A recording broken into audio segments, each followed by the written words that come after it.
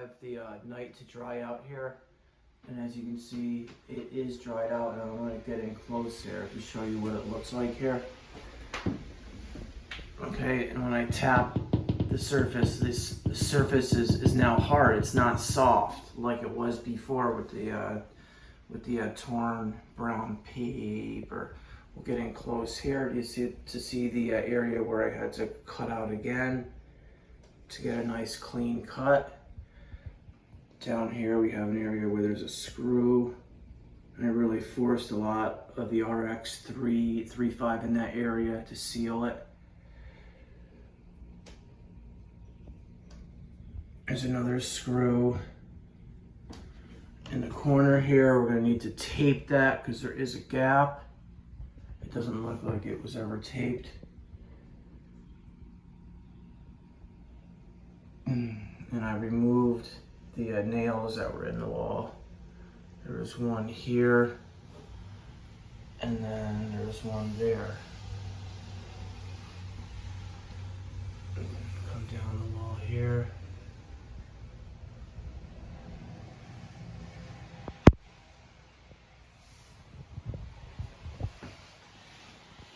There's also a nail here that I removed. And we'll just come down the wall here to show you the prep work that I did where the paint line was.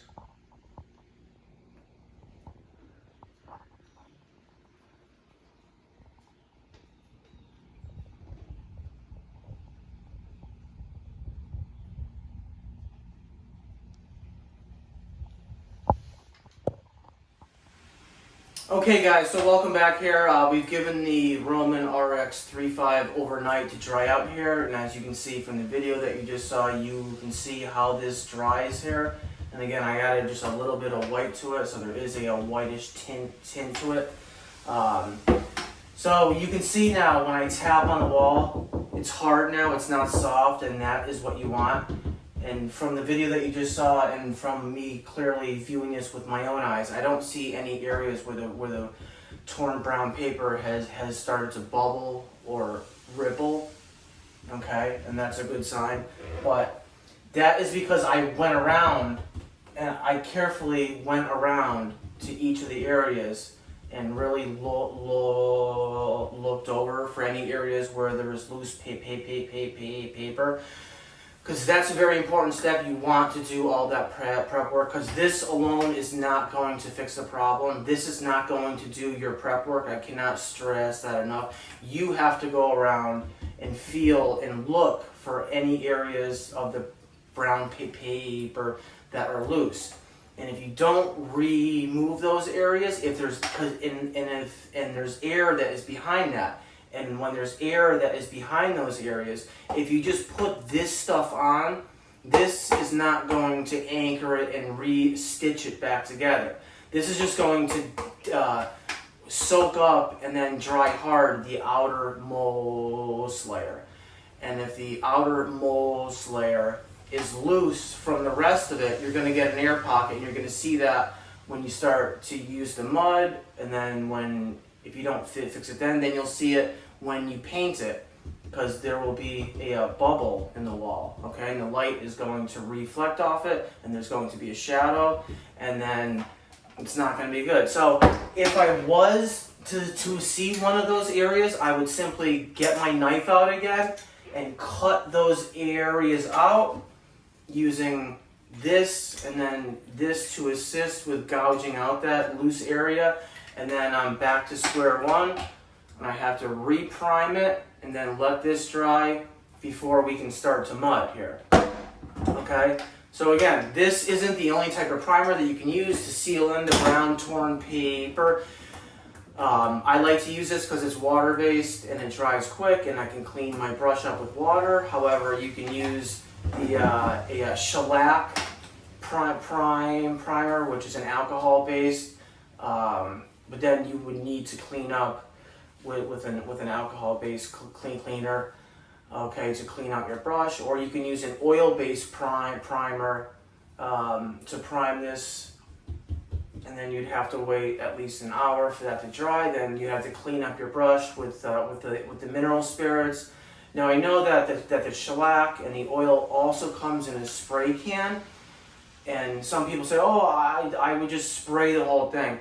You can do that, but with the brush, you're able to work it into a lot of the areas, okay? Where there's a hole, there's a screw, there's a corner here. The edges are very important. If you just spray it, you can only spray like so much in a given time before it starts to run or sag. And it's hard to get the product into the edges. The edges are the most important here. So that's why I like to use a brush and to work the product into all the grooves and whatnot. Because you want to seal down the surface, okay? You want to create that vapor barrier so that when you go to mud, the water in the joint compound isn't going to re-enter this brown paper. This is fine right here because this is solid and it's sound and it's tight. So if you can just mud right over this, but whenever you're dealing with the loose paper, you want to seal it to harden up the surface and to bind it together here.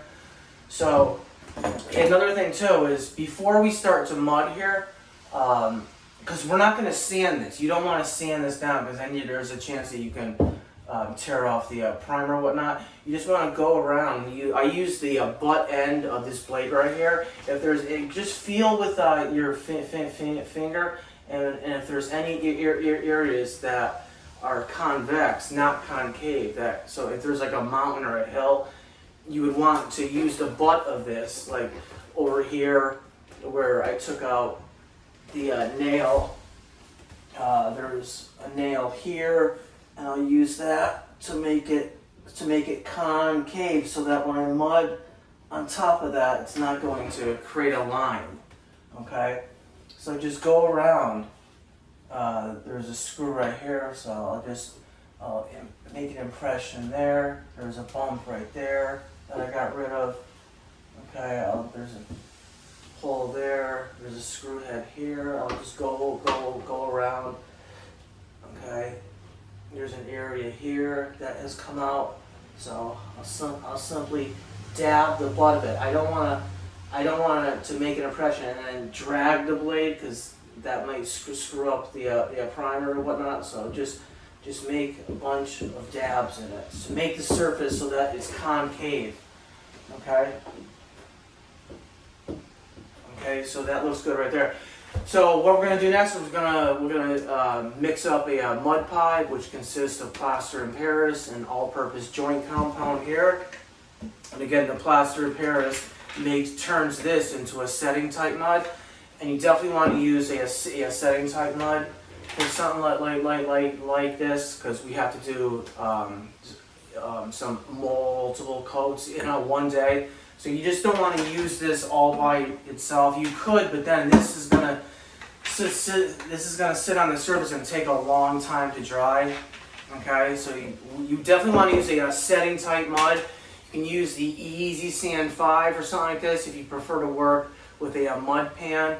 But you definitely want to use a setting type mud for something like this that dries to a hard finish in less than 10 minutes, and you're able to do multiple coats on top of that to speed up the process of the repair. So we'll be back to mix up a mud pie, so we'll see you soon. Hello and welcome back here. In this video, we're going to be doing is making up a mud pie here for the repair right over there. And the products I have is the USG all-purpose joint compound, and I tinted it to an orange color so it shows up a bit better on the wall as opposed to just white, because we're going to be doing multiple coats here. So again, I tinted this to an orange color, and this is the plaster of Paris here. I have it in a pail here, and in this bottle right here I have hot water, hot clean water. Okay, the reason why I'm using hot water is because I want the mud pie to set quicker than 10 minutes here. If you don't want it to set as fast, then use cold water. Okay, so let's get started here. We'll just take some of this Put that there.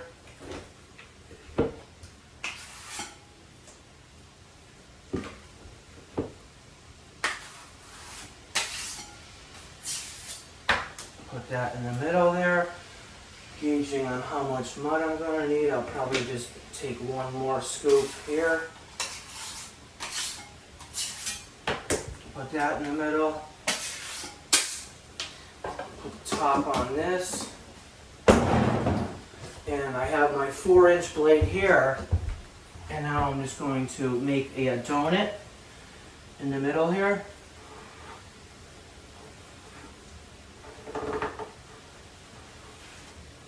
Okay, I'll take the remnants, I'll rework it onto the blade there and just come across it like that to add it to the outside there.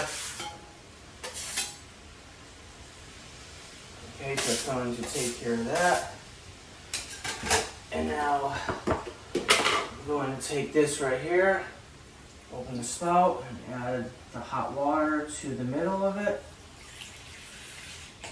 Seems like enough there, and quickly grab the plaster of Paris and add it to the middle of the mud pie here. And again, we want the water to soak up all the plaster of Paris.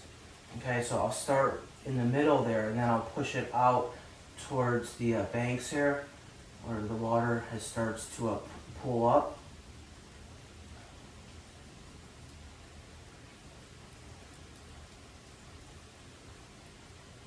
Now you don't want to push the powder onto the middle of the orange here, because then you're going to get some clumps in on your mud. Okay, so I pushed it out to the perimeter here. And now it looks like I put a little too less of water in, so I'll take this bottle of hot water and go around in the middle there. Okay? And then we're just going to let this sit, and what you'll see is the water is going to turn the white plaster of Paris gray. And when it turns gray, then you know that it's ready to be mixed. Okay? If you just try to mix it right now, you have the white powder where the water hasn't started to absorb into it. Then you have the gray parts where the water did start to absorb into it. And you get chunks in your mud, and you don't want that. So you want just to let this sit until all the white powder turns gray here, okay? And that usually takes a few minutes to do, provided you put enough water in there. If you didn't put enough water in there, go back to your bottle and just go around in the center of it, and that should take care of it. So we'll give this a few minutes to soak up, and we'll be back to mix it up and apply it to the wall. Okay, so we've given the mud pie about 4 minutes to set up, and this is how it should look. It's all gray. There's no areas within the plaster of Paris that are white now.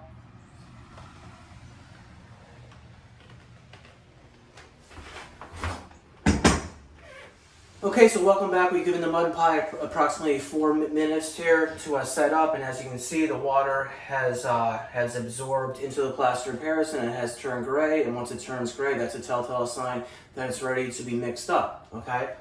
So we'll just start right here. I'll probably take just shy of half of the pie here and mix this together here, okay? And when you mix it, the plaster is gray and the joint compound is orange. And you can see the two colors that are within. You want to mix it so that it turns all orange. Okay, so that's another good thing when you tint the joint compound is that you can clearly see it better when it's mixed, as opposed to if you don't. The joint compound is basically like an off-white and the plaster of Paris is white, and it's harder to see. But again, when you tint the joint compound to a certain color, it's easier to see the two colors come together. And when the two colors come together, then you know that it's properly mixed here. Okay, So since I added the hot water, this is going to set probably a few minutes faster than 10 minutes. So we have to be quick here. And to gather this up onto the hawk here, I'm just going to press down and it suctions up to the blade here, okay? And we just transfer it to the hawk like so.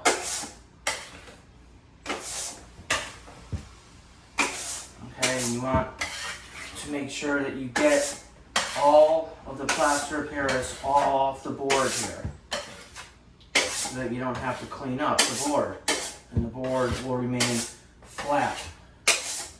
Okay, so I have it on the hawk here. I'll give it a little shake so it sticks. I can turn it all upside down now and simply come into it with my blade there.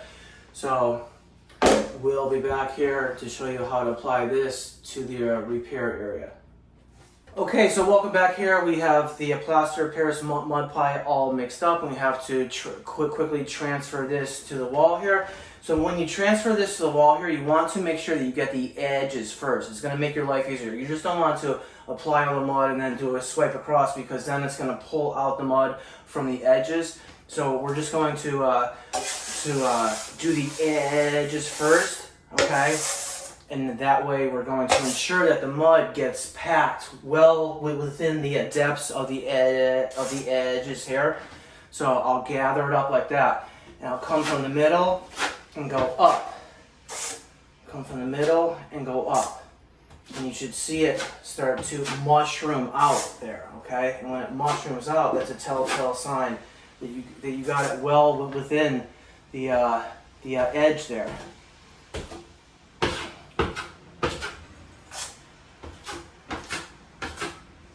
There's that area here where there's a huge hole there.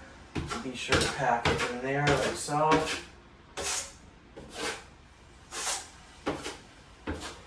And come to any holes in the middle and get those. I'll just come across down here. Clean this up. Put it in the middle there. Come down. Slightly shy of it and then come back up. Okay. Now skim tight. You want to skim tight so you don't have to sand that down later on. Come to that edge right there, and we'll just clean off the top. Okay, regather this to the middle, come down, put it in the middle, get a little shake, and it's like so. So we'll just start in the middle, and I'll come down. I'll come back up. Skimming tight.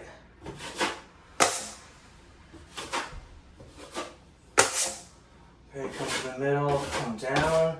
There's an area here. I'm going to force more mud into that hole there.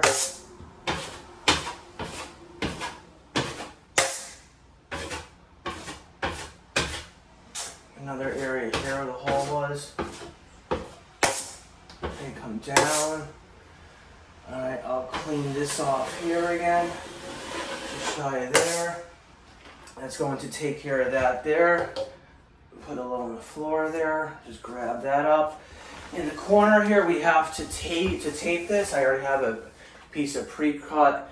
This is the 5-fuse paint or tape. This is great because it won't ball up here. And as you can see, the joint compound gets to go through this, okay? So it embeds it within here. So I'll mud up the corner here, really stuff it into the crack, which I know it's hard to see, okay? Do that on both sides there. Put a liberal amount on there. We'll go up top to the bottom. Okay, clean off the knife. Bend this in the corner here.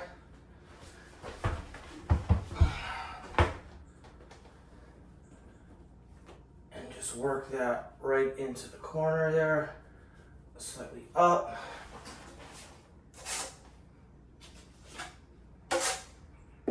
Apply some joint compound to either side. Start in the middle, go down with it, come up the other way, start in the middle, come up, start in the middle, come down, and just clean that up like so there. And I'm happy with that. Now I took away some mud there, so I'll re-add this there. And we'll come over here, I'll reorganize the mud here, put it to a ball, extend it, okay? Come to the middle, go up, and really force the mud into this gouge right here.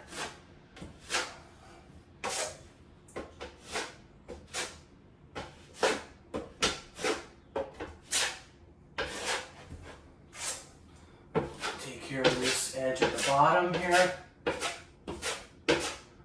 Hit any holes that are in between, so it's all loaded up there. It doesn't look like it's too pretty. So I'll clean off the top, clean off the bottom, and come to the middle and go up.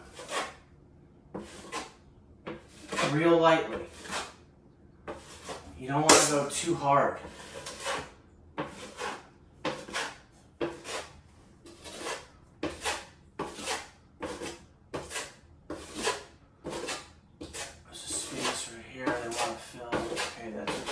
There, grab it in the middle here, work this down like that, come back up,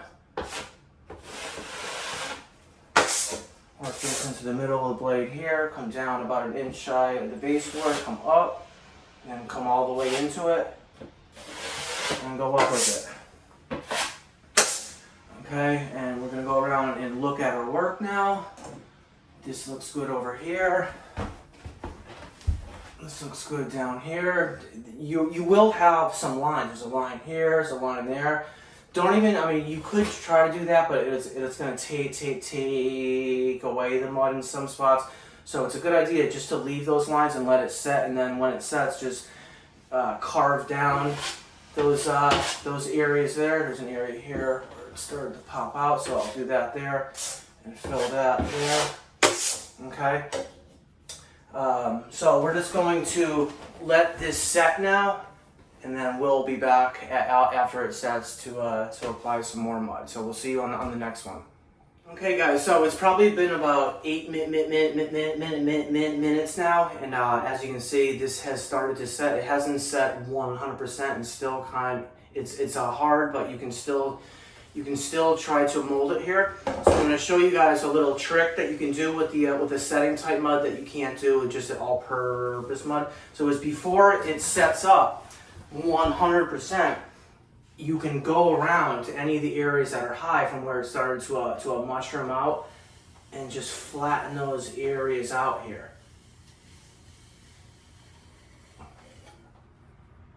Okay.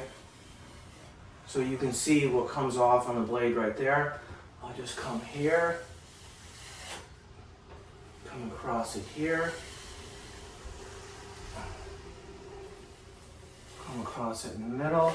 So just go around and look to see where any high spots are. And just slightly go down it. That levels off the playing field so that you don't need to sand that down or gouge into it. Okay? So it's starting to get real thick now because it's starting to set, but we're still able to mold it here, and that's one of the good things about the quick set.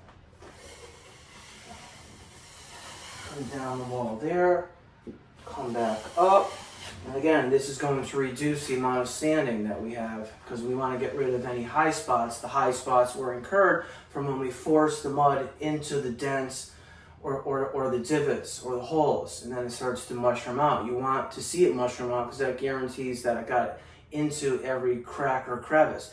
But the bad thing is that when it mushrooms out, now it creates a high point, but you want to take away your high points by just slightly going over the surface there, okay?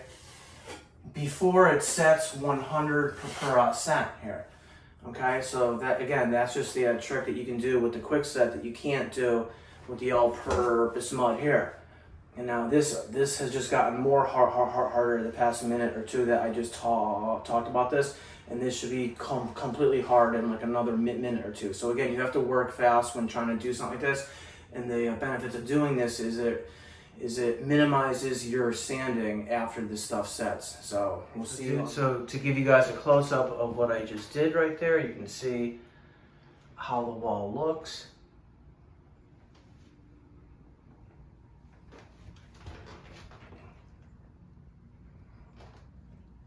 That's the area that I just taped in the corner.